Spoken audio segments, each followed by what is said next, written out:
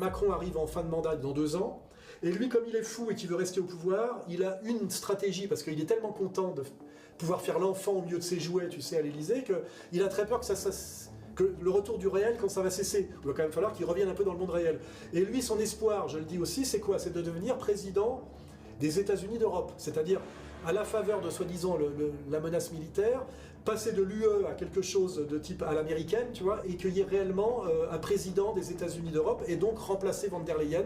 Et d'un seul coup, c'est pour ça d'ailleurs qu'il avait pris le prix Charlemagne, il faut se rappeler, j'en avais déjà parlé, je passe de président de la France à président de l'Europe. Et là, lui, il se dit, s'il y a comme ça que je peux me maintenir au pouvoir, et je monte encore d'un cran, tu vois. Et ça, c'est son rêve. Je pense que ce rêve n'est pas atteignable. Parce que je vois pas, parce que c'est forcément un processus dictatorial, et ce processus et cette dictature n'a comme moyen de s'exercer finalement que les médias menteurs, donc beaucoup de la propagande, mais je vois pas comment la police et l'armée.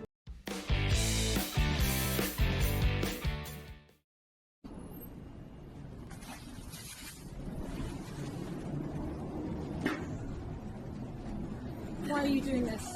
I'm 22 and I'm... The bars signify safety, and it's something babies have when they grow up. They know that their bed is safe. Good boy. Are you ready for your nap, Stanley? No. Aww. No. What if I read you a really fun story first? We can cuddle up. Oh, okay. Even though Stanley's 31, he still hasn't learned how to sleep alone. His girlfriend Evdatni handles pretty much everything for him. To Stanley, life is one big baby mode. He likes acting like a 2-year-old, old enough to grab things, old enough to ask for whatever he wants. Most 2-year-olds don't use bottles anymore, but Stanley's nowhere near giving his up. His favorite moment of the day is sitting in his chair eating. Bardella, t'aimes pas? Non. Pourquoi? Bah, il est raciste, quoi. Il fait partie du parti à Marine Le Pen. Bon, après, je sais plus exactement ce qu'il a dit. J'avoue que là, j'ai rien en tête. Mais ouais, il fait partie du RN. Mais pourquoi il est raciste? Comment ça, pourquoi il est raciste? Mais j'en sais rien, moi, pourquoi il est raciste. Bah, t'as dit qu'il était raciste. Bah ouais. Pourquoi? Bah, parce qu'il fait partie du RN et que le RN, c'est un parti raciste. Mais non, pourquoi c'est un parti raciste, le RN? Vas-y. Et là, tu me prends au dépourvu de ouf. C'est des fachos. Ils sont... C'est quoi un facho? Bah, c'est quelqu'un qui est contre le... Putain, je perds mes mots. Contre les gays, contre les femmes, contre tout ça. C'est des fachos. Je suis pas d'accord. Ah ouais? C'est quoi pourtant facho? Bah, citez-moi une phrase raciste qu'ils ont dit. Mais moi, j'ai pas les phrases en mémoire. En plus, j'ai une hyper mauvaise mémoire, alors c'est surtout pas à moi qu'il faut demander ça. Pourquoi est-ce qu'il y a cette coalescence, cette coalition entre les Juifs et la France? Eh bien, parce que quelque part, en tout cas à partir de la Révolution, le message des Lumières accomplit, en sautant, si j'ose dire, par-dessus le christianisme, l'idée fondamentale, fondatrice du judaïsme. Un jour, mon fils, là, il est revenu de la crèche et il s'est mis à chanter Papa Noël. Ça m'a un peu foutu les boules, c'était pendant la période de Hanouka, donc je l'avais un peu mauvaise. Donc non, c'est...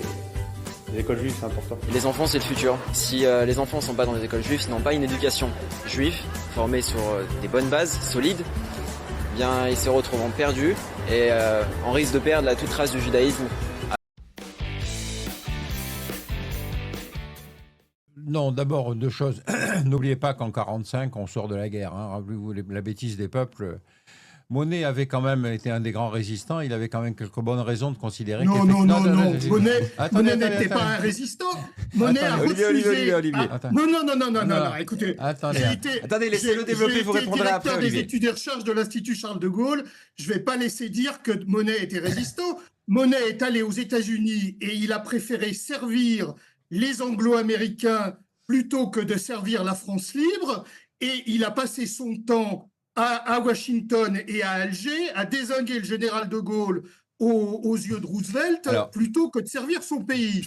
Partout, il y a du monde dans les réunions publiques, il y a du monde dans les soirées Beaujolais, il y a du monde dans les soirées j'allais dire dans les soirées chemsex, ça n'a rien à voir avec nos réunions militants. Il y a du monde partout. Je tiens à dire ici, de la façon la plus solennelle, que je n'ai jamais eu de ma vie de relation sexuelle avec un homme.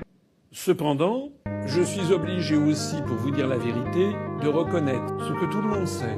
C'est que l'être humain est un être complexe. Son cœur, son âme, ses pensées, ses affects peuvent varier et ne sont pas forcément d'une seule couleur. Il est exact qu'il m'est arrivé, au cours de ma vie, et qu'il m'arrive encore, d'avoir, de temps en temps, une inclination affective et même un sentiment parfois un peu amoureux envers des hommes. Je tiens à dire ici, de la façon la plus solennelle, que je n'ai jamais eu de ma vie de relation sexuelle avec un homme. Cependant, je suis obligé aussi, pour vous dire la vérité, de reconnaître ce que tout le monde sait. C'est que l'être humain est un être complexe. Son cœur, son âme, ses pensées, ses affects peuvent varier et ne sont pas forcément d'une seule couleur. Il est exact qu'il m'est arrivé, au cours de ma vie, et qu'il m'arrive encore, d'avoir, de temps en temps... Imaginez si on était tous dans les églises, si on était tous en train de remplir les églises et qu'on était jeunes, qu'il n'y avait pas que des vieux à la messe. Imaginez le sentiment de puissance. Il va faire quoi, Emmanuel Macron, si tous les mecs entre 17 et 35 ans, ils sont à la messe le dimanche, et qu'on a une église qui redevient ce qu'elle était, c'est-à-dire l'église de la tradition, qui leur dit « La République, elle commence à nous casser les couilles et elle vit sur nos salaires. Est-ce qu'on n'irait pas un peu la bouger, con ? Est-ce qu'on n'irait pas un peu la secouer, cette République de merde ?» Imaginez ce qui se passe là. Ils sont terrifiés par ça. Ils sont terrifiés par ça, en fait. Ils sont terrifiés par ça. Ils ont une peur bleue que vous reveniez massivement à l'église, que vous vous rappeliez que vous n'êtes pas seul et que vous appartenez à un groupe qui s'appelle les mecs de mon village, les mecs de ma région, les mecs de mon pays, d'accord ?